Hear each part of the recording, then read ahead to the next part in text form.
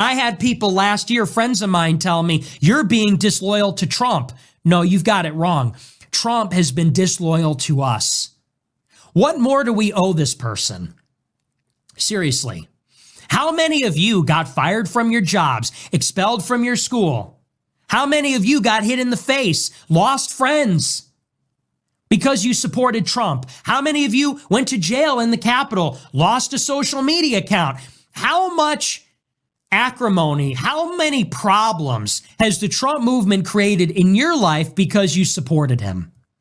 And how have we been repaid? Well, let's see. He filled his White House with GOP staffers who cut taxes for the corporations and moved the embassy for Israel. He gave Ukraine lethal aid. He let BLM destroy the cities. He let Pfizer invent the RNA vaccine. And you say that Trump is owed our allegiance? What more do we owe this guy? Then he cuts the corporate taxes again, buries the Epstein files. Serves you right. You trusted Trump. You can't trust Trump. He's not loyal. I've gotten criticism lately that I'd like to address. The criticism primarily circulates around the idea that I am commentating on commentators too much. So I want to explain exactly why I'm doing that. It's not because I'm some massive simp for Candace Owens or Tucker Carlson or Megyn Kelly or any of these people. Most of them I've never met. None of them would I consider my friend per se. And I'm not doing it for any ulterior motives. So let me explain exactly why, because I feel like a lot of people don't understand exactly how this game is being played. I'm sure many of you do, so I'm not trying to condescend to you. But for those that have said, why are you talking about Fuentes and Tucker and all that? Like, this is why. I'll tell you, okay? So 2024, as Israel has already essentially won the war in Gaza, they can come to the conclusion that they have totally lost the PR war. So what gets announced? Well, Israel announces that they're going to be launching, or they did launch, a $150 million propaganda campaign targeted at social media, particularly in the West, but particularly America, because we are their primary donor. I did an episode a couple months ago, or maybe a month ago, about Project Esther. That was part of it. It is just a ton of money that's being funneled to social media influencers, most of which already have kind of pro-Israel allegiance, but some of whom probably didn't. And they are just buying their opinion. They are buying their influence. But I listen to her now, and she comes out and she talks about our government shouldn't be giving money to Israel. We give $3.8 billion to Israel. Well, hey, woman, you work in Congress. You know that we don't just give them a piece of, we write them a check. They have to purchase military equipment from us, and it's military funding. They got to buy all of that military equipment from the United States of America. We almost have them on like a credit line. So the reason that this became such an important topic for me to cover is once I realized what was happening, I had no choice but to call it out and to defend the people that are the victims of this propaganda campaign. So what am I talking about specifically?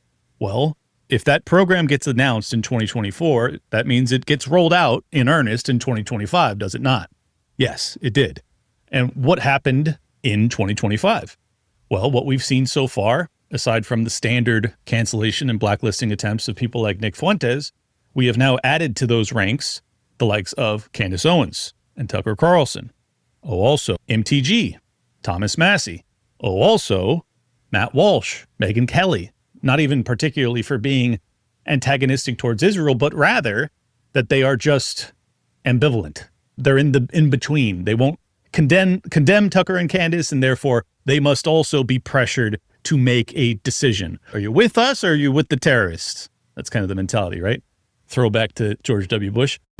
Every nation in every region now has a decision to make. Either you are with us or you are with the terrorists. So what does this constitute?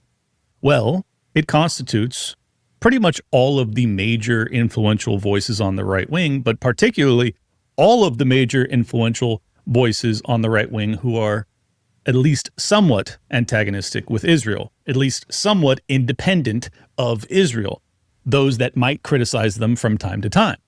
I could add that Charlie Kirk also was facing this same type of pressure campaign. While his was primarily behind the scenes and via his donors, it was happening nonetheless. It just wasn't as overt as what we've witnessed with Candace Owens and Tucker Carlson, unless you include the attack on him, which may have played a role. I'm not so sure. But what is the tie that binds all of these commentators together? They have a decent amount of disagreements, but it's really just this one thing, that they want to put America first. And I believe strongly that the vast majority of Trump supporters feel the same way. Unfortunately, Donald Trump has decided he does not feel that way. So much so that he has withdrawn his endorsement of Marjorie Taylor Greene, and he has been fighting very loudly with Thomas Massie. And Massie is now facing a $22 million political bounty from pro-Israel donors to try and oust him. When people say, Clint, why do you talk about Israel so much? Well, this is why. Because regardless of how you feel about Israel or even the war in Gaza, it should disturb you to your core that they are actively trying to oust some of the only independent, critical thinking political candidates or political office holders that we have. Massie and MTG are two of the best we've got. There's 535 people in Congress, and almost all of them suck. Rand Paul has also faced the wrath of Donald Trump, but fortunately, so far, he has not gone over the top in trying to get him ousted. I'm sure that's coming next. Matt Gaetz, another representative that actually seemed to represent America, he left office last year, in large part because of the same sort of pressure campaign. In fact, because of a blackmail operation that was ran against him. I'm not going to go through the details. You can look it up if you're curious. It's fascinating. But this is explicitly why I talk so much about Israel now. Because what I realized over the past few years, and it's unfortunate that it took me this long to realize it, but I feel like anybody who's honest, anyone who's actually interested in the truth of how our political system works, will inevitably come to the same conclusions that I have. That in fact, you do not have representation at the federal level. You're lucky if you have it at the local level. You usually don't. But you certainly don't have it at the federal level. And the handful of representatives that attempt to are quickly undermined, oftentimes blackmailed or thrown out of office, or worse, assassinations, etc. My audience historically had been almost exclusively, almost 100% libertarian, or at least libertarian leaning. I assume it's still largely that, but a few of them have been like, why are you not making a greater distinction between yourself and Nick Fuentes? You guys have major disagreements. Why don't you just talk about that all the time? It's like, well, the reason I don't talk about it is because I realize that our differences are not very meaningful. Let me explain. They're not meaningful because it doesn't matter, because we don't have any way to change these things at the federal level. They will not stop because they are compromised almost entirely. Oh, also, this is not a partisan matter. This is bipartisan. Let me show you an example of this. There's a representative out of the Virgin Islands. Her name's Stacey Plaskett. Now, she doesn't have voting rights, but she is a congressional member, technically. She got elected by them, and she sits in Congress, and she's able to ask questions. She's able to write bills. She's just not allowed to vote on them. Well, in 2019, during the impeachment hearings against Donald Trump, she was actually, and this is serious, this is legitimate, proven by the Washington Post, she was receiving text messages prompting her, coaching her on questions to ask during a congressional hearing to try and essentially screw Donald Trump. Let me repeat that because I feel like maybe it didn't land. We had a congressional member being coached in real time in Congress via text message by Jeffrey Epstein. That's a Democrat. Now, the more partisan thinkers out there will go, yeah, see, Trump's innocent. This is all of the Democrats. No, it's not actually. Sure, Bill Clinton was involved. There's a lot of Democrats that were involved, but there's a ton of Republicans that were involved too. And I might add, there's an opportunity right now to try and get full disclosures of those files so we can actually know who were the perpetrators, who is innocent, who is guilty, and get justice for the victims of these monsters. Well, Thomas Massie, MTG, two of the only representatives in Congress that do not take money from AIPAC, 80%, let me repeat this, 80% of your elected representatives at the federal level take campaign contributions from AIPAC or other Israel affiliated organizations, political action groups. That's crazy. So that means only 20% are not immediately under their thumb. Two of the most prominent, MTG and Massie, have been beating the drum very loudly to get those disclosures. They are now facing the wrath of Donald Trump. Now, why do you think that is? Do you think it's because Donald Trump is super mad that Thomas Massie voted against the one big beautiful bill? Or do you think it's because his donors are guilty of really serious crimes and that they're forcing his hand? I have another concern about these investigations that he's announced. If they have ongoing investigations in certain areas, those documents can't be released. So this might be a big smokescreen, these investigations, to open a bunch of them as a last-ditch effort to prevent the release of the Epstein files. I could go even more conspiratorial and assume that because Donald Trump had a very long time friendly relationship with Jeffrey Epstein, that is true, well over a decade, they were like BFFs, that he was participating in this activity. I don't have any proof of that, so I'm not going to go there. And honestly, I don't need to, because the reality is that we know that there are dozens, over 100 actually, victims of Jeffrey Epstein. And we also know that Donald Trump has done everything in his power, despite saying while he was campaigning that he would release these files, that he would seek justice. He has done everything in his power to bury these files. Same with Kash Patel, same with Dan Bongino, same with the entire Trump administration. So the most prominent and loudest congressional representatives that have been beating this drum also happen to not take any money from Israel-affiliated lobbies, and they are also facing the wrath of AIPAC and one Donald Trump. That, ladies and gentlemen, is a pattern. That's not a coincidence. It's not happenstance. It tells you a lot. And what does it tell you? Well, to make it very explicit, it tells me, you can come to your own conclusions, it tells me that Donald Trump is compromised. Why do I say that? Well, let's highlight this incredible investigative work by Tucker Carlson, who, after over a year and a half now, I think it's been about a year and a half, has come out with an expose on the attack on Donald Trump in Butler, Pennsylvania. On the day of the attacks, Thomas Crooks got extremely lucky, miraculously lucky. After he arrived at the Butler County Fairgrounds on the morning of the shooting, Thomas Crooks conducted surveillance by flying his drone over the rally site. He flew that drone for 11 minutes.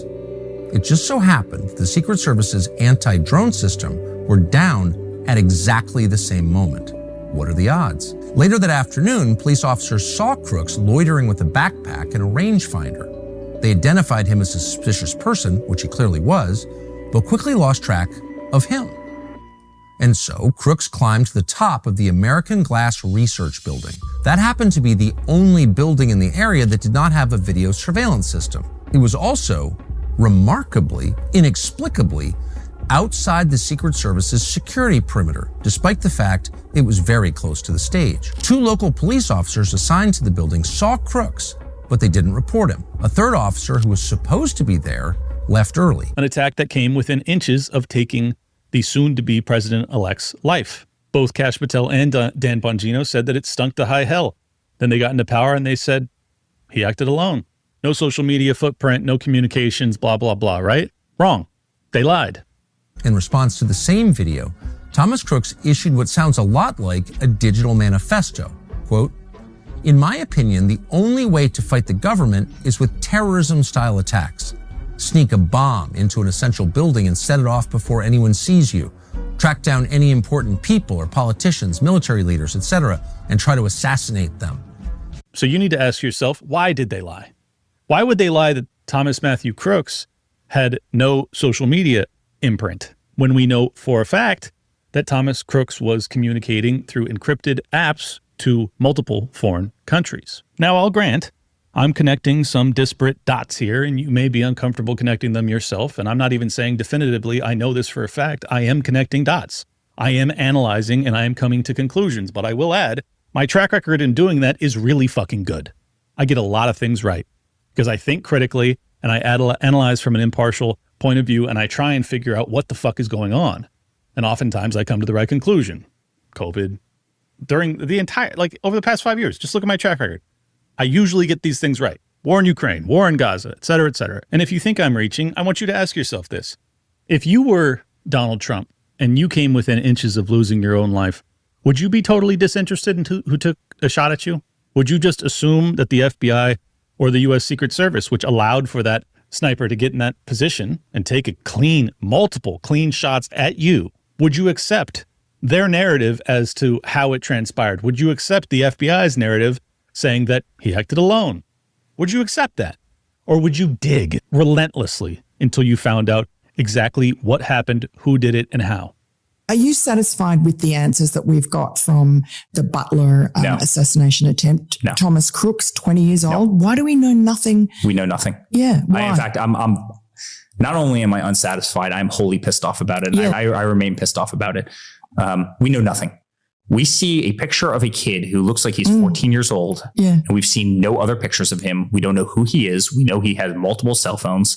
Try to figure out what 20-year-old has multiple cell phones.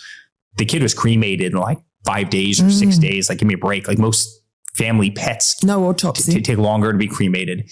I am very far away from being a conspiracy theorist, but nothing about it looks right. Well, I'll tell you what I think. I think Donald Trump knows. I think he knows exactly who tried to kill him on that day. And whether or not Thomas Crooks was the shooter, not really relevant to me. I think it was an intel operation. That's my honest opinion. And my honest opinion, as of now, is that that's almost certainly what happened to Charlie Kirk as well. Why do I feel that way? Well, because of his private communications, because of the fact that he said just 48 hours before his life was taken that he had no choice but to abandon the pro-Israel cause. Do I think that that would be a catalyst for them to take him out? Yeah, I do. Does that mean that I know it? No, it doesn't. As I said, I'm connecting dots. But I think that there's a distinct possibility that that attack on Charlie Kirk was yet another reminder to Donald Trump that we fucking own you, that we run your shit. And if you try and act like a real boy, if you pretend as if you don't have strings attached to you, we will take out more people that you care about, that you love. Maybe it'll be you. Maybe it'll be your kids. Who knows? Maybe it'll be your allies. You get the point. And again, I'll ask you this. Why else do you think that Donald Trump would be absolutely destroying his legacy? Why would he be going back on almost all of his campaign promises aside from closing the border? Why? Why would he tell the Israelis that you can't bomb Iran and then have them do it anyways and just not change anything? You know what? We basically have two countries that have been fighting so long and so hard that they don't know what the fuck they're doing. Do you understand that? Do you want to respond to Iran on this? Why do you think he would continue to fund and arm them, despite the fact that he said, I'm going to negotiate peace? Why do you think that he would allow them to constantly spit in his face and dictate terms of negotiating peace settlements when, in fact, they are totally at our mercy when it comes to our weaponry or our financing? Why do you think he would try and primary and oust someone like Thomas Massie or MTG? Now, setting Massie aside, who they have had antagonistic relationships in the past, Marjorie Taylor Greene has been as ride or die for Donald Trump as anyone in Congress. I mean that literally. She is the most loyal soldier he has ever had, ever. That includes his kids. She has never wavered in his support, ever. But she is going to be primaried and have her endorsement withdrawn from Donald Trump for one very specific reason. Because she wants the Epstein files disclosed. I do want to ask you about something you posted just yesterday on X. You questioned who and what country is putting so much pressure on Trump to keep the Epstein files hidden. And you included a picture about donations from pro-Israel lobbying group AIPAC. What are you trying to say there? Well, I think it's the question that many Americans are asking, especially when we saw information recently come out in these emails. We saw Jeffrey Epstein with ties to Ehud Barak. We saw him making business deals with them, also business deals that involved the Israeli government, and seems to have led into their intel agencies. And I think the right question is to ask is, was Jeffrey Epstein working for Israel? And I'm proud to say I don't take money from AIPAC. I don't take money from any special group of people. I'm just representing my district and the American people. And so that's what I was referring to. Why do I say that that's also Israel tied? Well, obviously, because Jeffrey Epstein was an asset of Israel, proven by Drop Site News over the past couple of weeks, assuming you didn't figure it out years ago, which most of us assumed, but now we know. Drop Site is just confirming beyond my wildest dreams when I laid out all of the Israel connections with Epstein. If I had this stuff, I would have been less careful in my language and I've been like 100%. I'm willing to just say it out loud. Let's put his story up here on the screen. Here he had a block. You guys broke this down on the Friday show, but Epstein helped Israel sell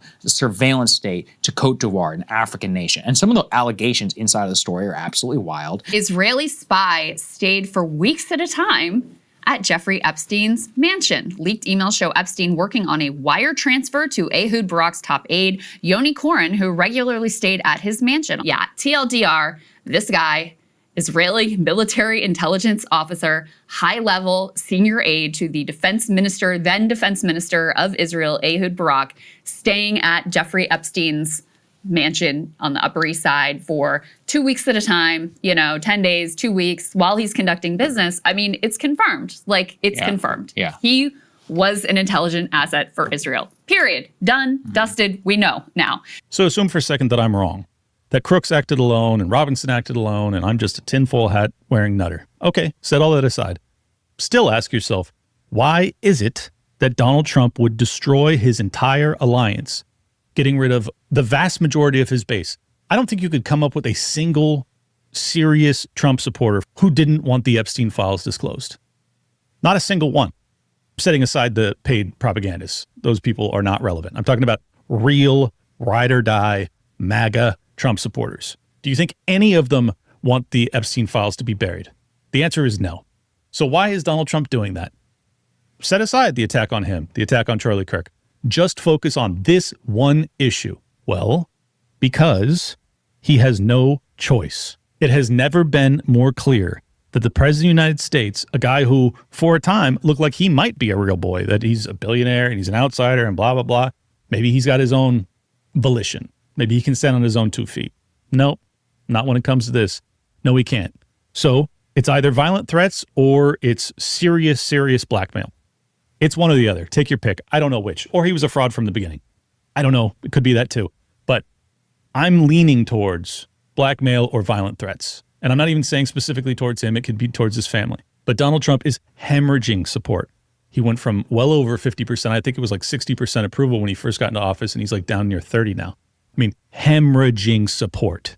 And he's hemorrhaging support almost entirely because every time he has to make a choice between America or Israel, he chooses Israel loudly. Why do you think, despite all of her loyalty and her incredible track record of just being, in my opinion, honestly, too much of a supporter of Donald Trump, talking about Marjorie Taylor Greene, he wants her gone, but he wants to support Lindsey Graham, who in the days and weeks after January 6th repeatedly said that he was out on Trump, that he was moving on. Oh, it breaks his heart, but he's done with Donald Trump. Trump and I, we've had a hell of a journey. I hate it to end this way. Oh my God, I hate it. From my point of view, he's been a consequential president. But today, first thing you'll see, all I can say is count me out. Enough is enough. But who was Donald Trump golfing with yesterday as he launched nukes at both Thomas Massie and Marjorie Taylor Greene? You guessed it, Lindsey Graham. So it's not about loyalty, actually. It's about Israel. It's about Israel every fucking time. And it's time someone tells you the truth about it. Now, there are more and more people that are doing so. I'm not acting as if I'm the only one doing it. But everybody that tells you the truth eventually gets attacked. Also not a coincidence, in my opinion. Candace Owens, dangerous conspiracy theorist, and she's just such a terrible friend, and she's a bigot and an anti-Semite and a racist and a hateful and a this and a that. Tucker Carlson, dangerous and conspiracy theorist and anti-Semite, right? Go down the list. It's the same thing every time. Now, are they those things? Well, in case of Tucker Carlson, certainly not. Tucker Carlson is a very loving person. Every time he talks about these issues, he makes it very clear that he is not casting aspersions at entire groups of people. I try and do the same because I don't have any hatred in my heart towards any group of people. I am an individualist still to this day, and I think I will die the same. I'm an individualist. But it doesn't change the fact that we are all noticing the same thing, that we all see the same thing, that Israel-aligned gangsters run this government. They do. So why don't I harp on my disagreements with someone like Nick Fuentes or Candace Owens or Tucker Carlson 24/7? Because our differences don't matter. Because we can't change anything about these things unless we actually find some way to reclaim our power. And I might add that despite all of the attack mobs and obvious paid-to-post propaganda that's being launched and levied against all of these people that I've named off, it's not working. These people are ascendant. They're the only ones with any sort of organic audience, any audience growth whatsoever. On the inverse of that, you've got Mark Levin, who talks to nothing but elderly people and no one else cares about him. Or Ben Shapiro, whose star has just collapsed to the ground. Or any of these other commentators that are pro-Israel. They're all diminished. They're all fading. So, yeah, this is the new wave. Because people are interested in the truth. Because people are all seeing the same signs. They're all figuring out the same thing. And again, I don't say any of this with hate. This is love. Love of country. Love of my people. Love of the American way. We cannot have it. We cannot maintain it. And we certainly can't reclaim it unless we deal with this obvious imminent threat. Fuentes has talked about forgiving student loans. I reject that. Socialism garbage, in my opinion. Does that mean that I'm going to just constantly blast him about that? As if two political commentators having a difference of opinion when it comes to economics or how our government functions is really that relevant right now, when both of us acknowledge the fact that the federal government is completely controlled by a foreign one? Do you think our differences of opinion are super significant or more significant than that? The answer is no, obviously not. So I'm not going to talk about it. I'm not going to waste my time with that. I'm going to talk about the big issues, the thing that's actually preventing us from having a difference of opinion when it comes to economics or the structure of our government that is much more meaningful otherwise, but we can't do anything about. One of my friends, Tim Pool, constantly talks about the fact, I don't care about the Middle East. I don't want to talk about Israel. I get it, Tim. I'd rather not too. But here's the problem. Unless you're willing to acknowledge what I just described in this opening salvo of their undue influence on our government, you can't say that you don't care, because everything you do care about is contingent upon this issue being prevented or ending. You're not going to deal with the immigration issue. You're not going to deal with the national debt or ending the wars or anything else. The culture war, none of it. You can't really prevail on any of those fronts because almost your entire elected representative class is dedicated to a foreign government over your concerns. They don't give a fuck what you have to say, or me for that matter, or any of us, because they don't work for us. And until you're willing to say that, until you're willing to grapple with that fact, well then you better care. You better care because otherwise it doesn't matter. None of what we do matters unless we talk about that thing. And is it uncomfortable? Yeah, I'd rather not. It puts a target on my back. It makes friends and family look at me weird, as if I'm like lost my mind or become hateful. I haven't.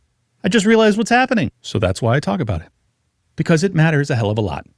And that's also the reason I've been defending all of these commentators, why I've been dedicating entire episodes to the attacks on Tucker Carlson, Candace Owens, Nick, everybody else, is because it is a foreign influence operation being ran on American soil by a foreign government, and they don't even have to fucking register under FARA most of the time.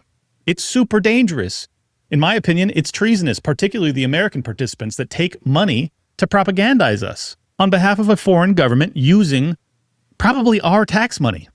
So as I've said in prior episodes, I'm being robbed to propagandize myself. And you're not pissed? To talk about that makes me hateful? Really? Because I feel like I'm the one that's being hated. I'm the one that's being robbed and abused with my own money and being mind-fucked by people that don't give a shit about me. Using my own government, the one that I pay and fund against my will, to start to create divisions in my country, to damage my community, to damage my children's future. So no, I'm not hateful, but I'm mad as hell. Mad as hell. And if you're not, I think you're just not paying attention. I think you're just not digging deep enough. I think you're letting the concerns of the general public or maybe your advertisers get in the way of you doing the deep dive, the actual research, the actual analysis that would bring you to the same conclusion, inevitably. And I'm not just talking to Tim, I'm talking to everybody. I'm talking to everybody that feels hesitant to do the same thing. I get it. No one wants to be an outsider. No one wants to be an outcast. But you have to care about some things more than that. Just as I took a very early stand against the war in Ukraine, I got called a lot of hateful things. I took a very early stand against the war in Gaza. I got called a ton of hateful things for that. I took a very, instantly angry and oppositional stance against the lockdowns.